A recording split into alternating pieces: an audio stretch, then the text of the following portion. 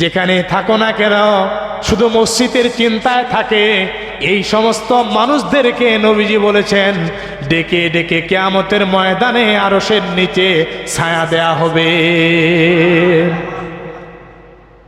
এখানে যুবক থেকে ছোট বড় আবাল বৃদ্ধ বনিতা সবাই এই সত্যের সাথে জড়িত হতে পারবে। তাহলে আজ থেকে এতটুক শপথ নিতে পারি, আজান হলেই শত কাজ ফেলে দিয়ে আমার মন যেন মসজিদের দিকে ধাবিত হয়। মিসকাতুল মাসাবির হাদিস 701 নম্বর। আন আবি হুরায়রা রাদিয়াল্লাহু তাআলা আনহু আন্না নবী সাল্লাল্লাহু আলাইহি ওয়াসাল্লাম قال سبعة يجلهم الله في جلة يوم لا جل إلا الظل।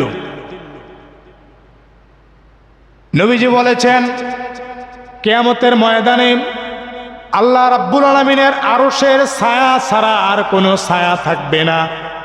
আর এই আরশের ছায়ার মধ্যে আল্লাহ রাব্বুল আলামিন সাবাতুন 7 শ্রেণীর গুণের অধিকারী ব্যক্তিকে ডেকে ডেকে ছায়া প্রদান করবেন।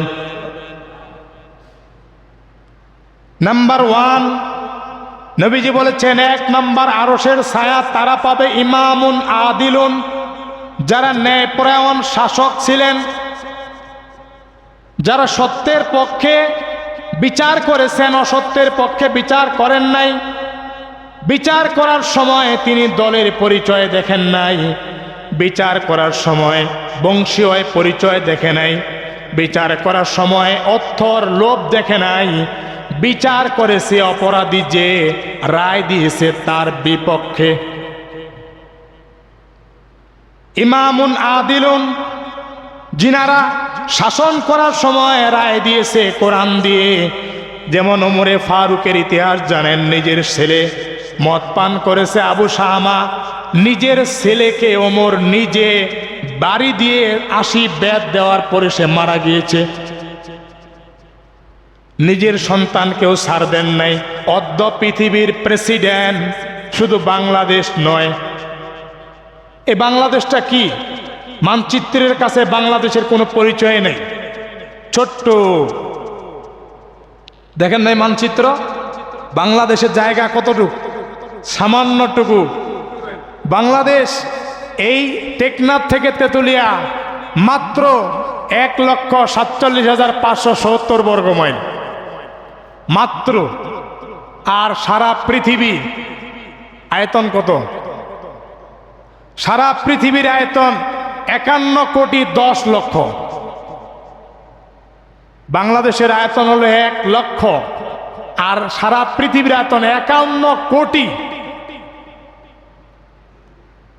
অর্থাৎ আমি গবেষণা করে দেখলাম, বাংলাদেশকে যদি জোড়া দেওয়া হয় সারা পৃথিবীতে, তাহলে জোড়া দেওয়ার জন্য দেখা যাবে 3,455টি বাংলাদেশ জোড়া দিলে এই পৃথিবীর সমান হবে।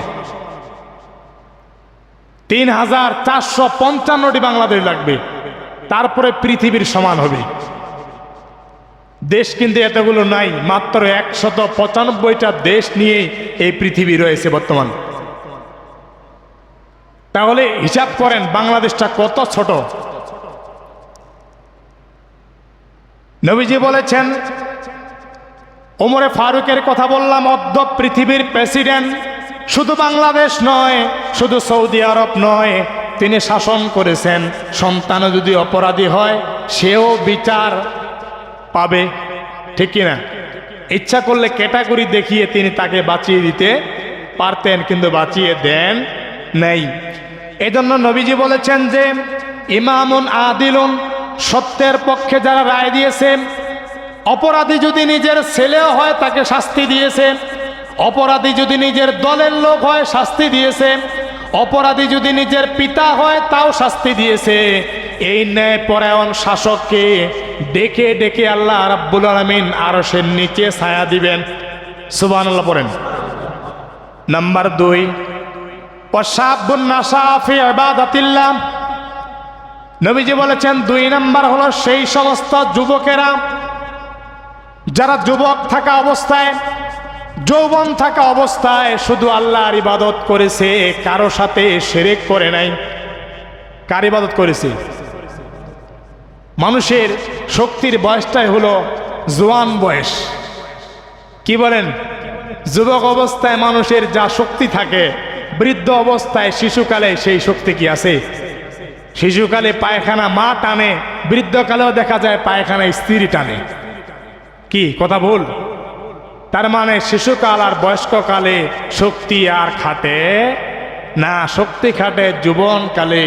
এজন্য নবীজি বলেছেন, যুবক যারা আল্লাহর পথে ইবাদত করেছে যৌবন অবস্থায়, বৃদ্ধকালে যদি কোনো কারণে ভুলেও যায় আল্লাহ তাকে ক্ষমা করে দেয়।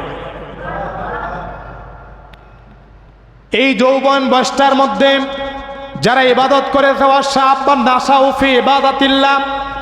যারা যুবক অবস্থায় আল্লাহ তাআলার ইবাদত করেছে, কিয়ামতের দিন এই যুবকদেরকে ডেকে ডেকে রব্বুল আলামিন আরশের নিচে ছায়া দিবেন। কিন্তু আজকে যুবক যারা, তাদের শক্তি এত বেশি, ইবাদত করার সময় নাই, কিন্তু অন্যখানে সময়ের কোনো অভাব নাই। নাম্বার 3, নবীজি বলেছেন যে ওয়ারাজুলুন কলবুহু মুআল্লাকুম বিল মাসাজিদ। 3 নাম্বার, এখানে শাসকও লাগবে না, যুবকও লাগবে না, সবাই পারবেন। নবীজি বলেছেন 3 নাম্বার, কলবুহু ফিল মাসাজিদ, যাদের কল্পটা মসজিদের সাথে লাগা থাকে। বলেন সুবহানাল্লাহ। তার মানে আজকে জোহর পরে বাসা যাবেন, শুধু টেনশন থাকবে আসরের আজান কখন হবে। আসর পরে বাসা যাবেন, শুধু টেনশন হবে মাগরিবের আজান কখন হবে।